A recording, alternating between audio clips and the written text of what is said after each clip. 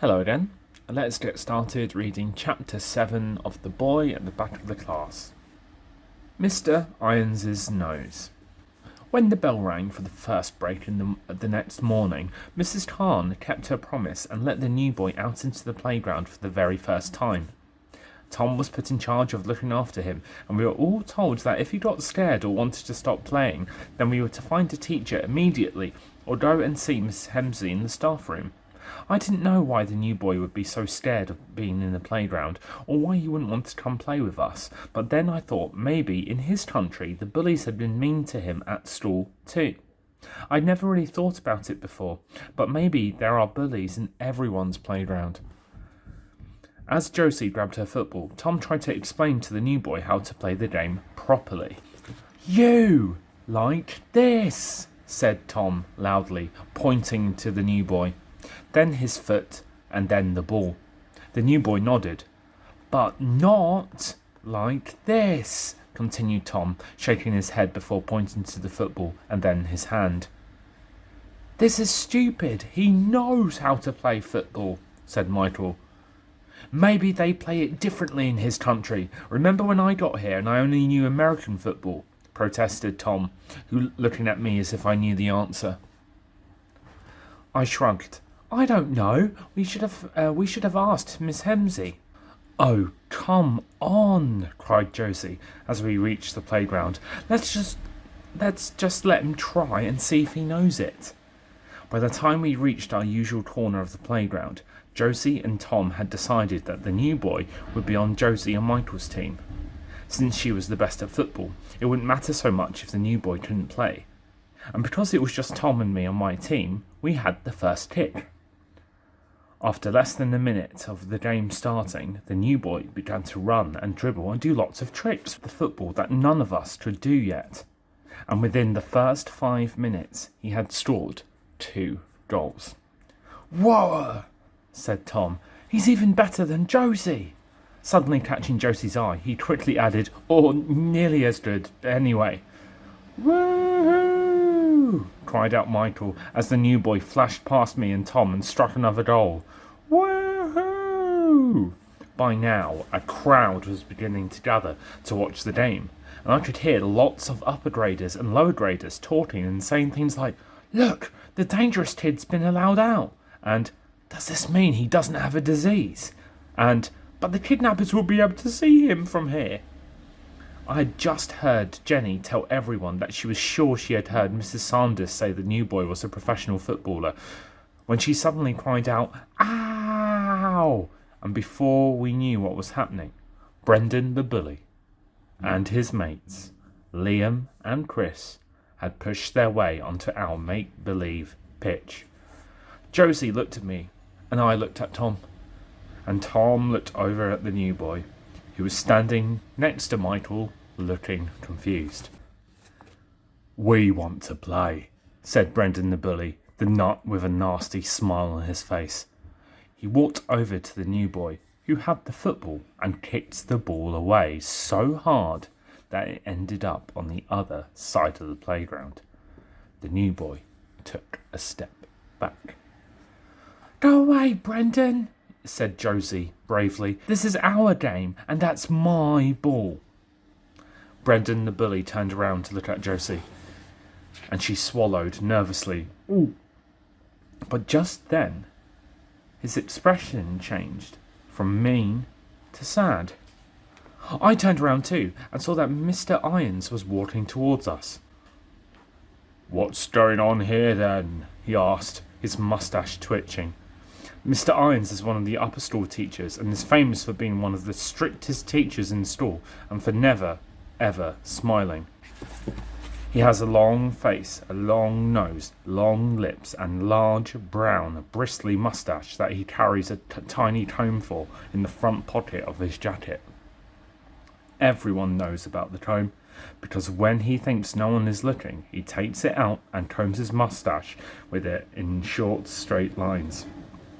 And when he gets very angry, you can hear his nose whistling.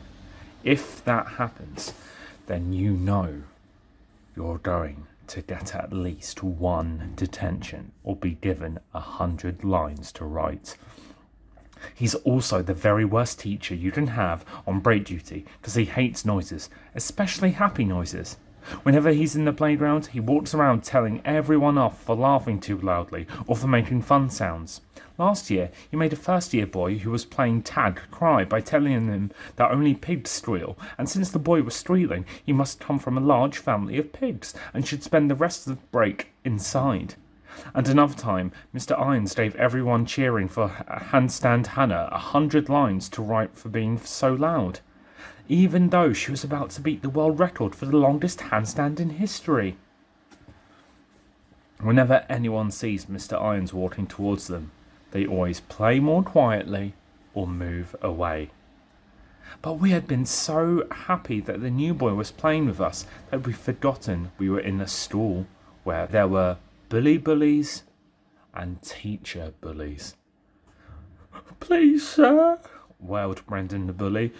"She won't let me play. I wanted to play, but and she said I couldn't." Mr. Irons tutted at Josie. "That's not a very nice thing to do to your friend, is it?" "He's not my friend," said Josie angrily. "And he didn't ask. He came over and kicked our ball away."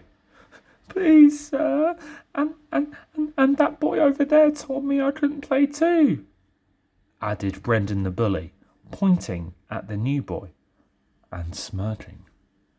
Mr. Irons looked over at the new boy and then beckoned for him to come over. The new boy looked around and then, realising that what he was being asked to do, walked over to where Mr. Irons was standing.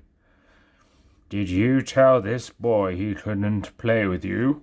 asked Mr. Irons, pointing to Brendan the bully.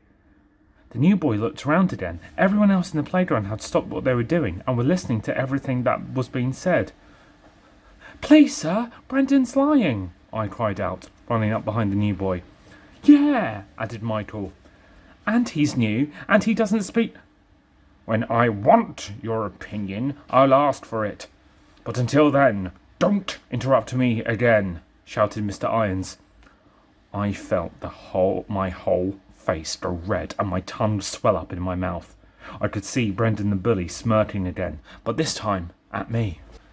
"Now, boy," Mr. Irons turned to the new boy, "I'll ask you again. Did you, or did you not, tell Brendan he couldn't play with you?" The new boy stood rooted to the spot and looked over at us. "But, sir," I burst out, "you don't understand. He can't speak." "Right," shouted Mr. Irons, his nose whistling dangerously. "That's detention for you," he cried out, pointing at me. "And you," he added, pointing to the new boy. "And you," he hissed out, pointing to Michael. "All three of you. Come see me after school today. Until then, I'm confiscating this ball." Josie watched angrily as Liam handed the ball to Mr. Irons with a grin. As we watched Mr. Irons walk off with the ball under his arm, the bell rang for the end of break. Brendan, the bully, smiled at us. "See you at lunch then," he said, and ran off. But at lunchtime, the new boy was nowhere to be seen, and at second break, Miss Hemsley came out with him, so Brendan the bully stayed away from us. At home time, Tom had to run off to catch the bus because it was one of his brother's birthdays. The rest of us decided that instead of going to see Mr. Irons, we would go and find Mrs. Khan to see if she could help us. Even though Miss Hemsley had already spoken to her about what had happened, we also knew that she didn't know the whole story because Miss Hemsley hadn't been there.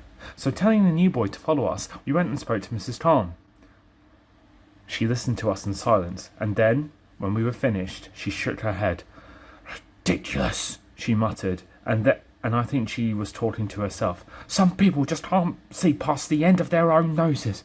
She looked up at us and smiled. "Not to worry. All of you, come with me." As we walked to the other side of the store to reach Mr. Irons' classroom, I thought about what Mrs. Khan had said about noses and their ends. I touched my own nose and squashed it down because I didn't ever want to have a nose so big that I couldn't see what was happening at the end of it. That was probably what made Mr. Irons give detentions to people who didn't deserve it. Michael saw me and asked me what I was doing, so I told him, but he said my nose was too small and flat to ever get in the way of my eyes. So I didn't have anything to worry about. When we got to Mr. Irons's office, Mrs. Khan told us to wait outside. We couldn't hear anything except a loud buzzing, as if there were 2 giant bumblebees on the other side of the door. But after a minute, Mr. Irons came out and stared down at Michael, the new boy, and me, with his nose thrust in the air. Maybe he was trying to see if he could see past the end of it better that way. He gave Josie her football back and didn't say anything else to us. But from that day on, whenever he saw any of us, his eyes would narrow, and his nose would whistle ever so quietly. You don't really need to speak someone else's language to know when they don't like you very much.